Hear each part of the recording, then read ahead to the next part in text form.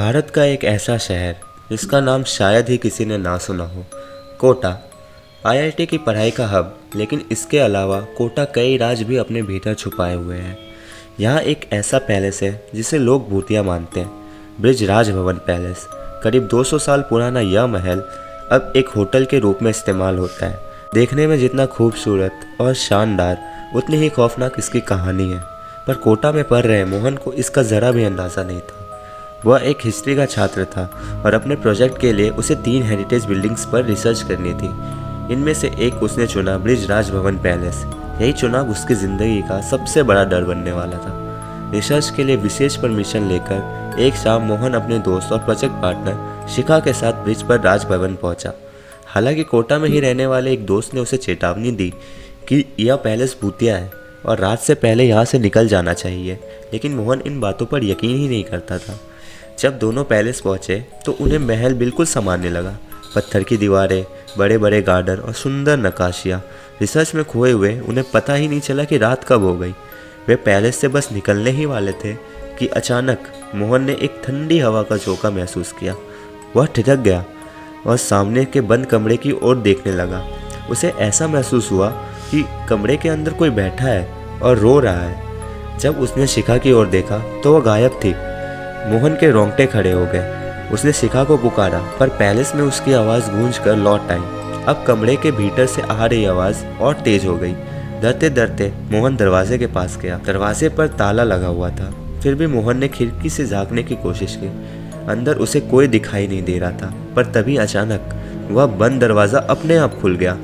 हिम्मत जुटाकर मोहन कमरे के अंदर गया। उसने देखा कि कमरे के कोने में एक रोटेटिंग चेयर पर एक हट्टा कट्टा आदमी बैठा था, जिसकी पीठ मोहन की तरफ थी। उसने ब्रिटिश इंडियन आर्मी की यूनिफॉर्म पहनी हुई थी।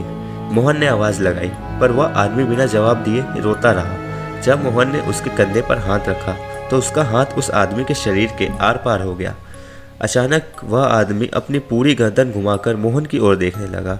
उसकी एक आंख फूटी हुई थी और दूसरी आंख सफ़ेद, जैसे उसका चेहरा सड़ चुका हो। वह आदमी इंग्लिश में अजीब आदेश देने लगा और फिर एक खौफनाक हंसी हंसने लगा।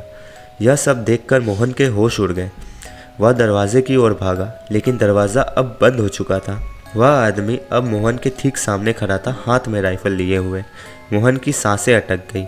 उसे लगा कि उसकी ज़िंदगी का अब आखिरी दिन है। आदमी ज़ोर से चिल्लाया और अपनी राइफल चला दी। मोहन की चीख गूंज उठी। तभी किसी ने उसका कंधा पकड़कर उसका नाम पुकारा। उसने आंखें खोली तो शिखा उसके सामने थी और उसे होश में लाने की कोशिश कर रही थी। मोहन हैरान था। सब कुछ वैसा का वैसा था। दरवाजे पर ताला लगा हुआ और कमरे के अंदर कोई नहीं था। शिखा ने बताया कि पिछले 15 मिनट से मोहन बिना कुछ बोले उस कमरे की ओर देख रहा था और अचानक चीखते हुए बेहोश हो गया। यह सुनते ही मोहन के पैरों तले ज़मीन खिसक गई। उसे समझ में आ गया था कि जो भी हुआ वह कोई हेलुसिनेशन नहीं था, बल्कि एक डरावनी सच्चाई थी। बाद में जब मोहन ने इस पैलेस के बारे में और जानकारी ली तो पता चला कि यहाँ एक ब्रिटिश आर्मी का टॉप ऑफिसर रहता था, जिसे इंडियन सोल्जर्स ने फ्रीडम स्ट्रगल के दौरान मार दिया था। कहते हैं कि उसकी आत्मा आज भी इस पैलेस में भटक रही है। कई वॉचमैन ने बताया है कि ड्यूटी के दौरान कोई अदृश्य शक्ति उन्हें थप्पड़ मारती है और इंग्लिश में आदेश देती है। मोहन उस रात के बाद फिर कभी ब्रिज राज भवन के आसपास भी नहीं गया। तो दोस्तों, क्या आप कभी कोटा के ब्रिज राज भवन पैलेस जाना चाहेंगे? अगर हाँ तो हमें कमेंट्स में ज़रूर बताइए और इसी तरह की कहानियाँ सुनने के लिए हमारे चैनल को सब्सक्राइब कर दीजिए। मिलते हैं अगले वीडियो में। बहुत बहुत धन्यवाद।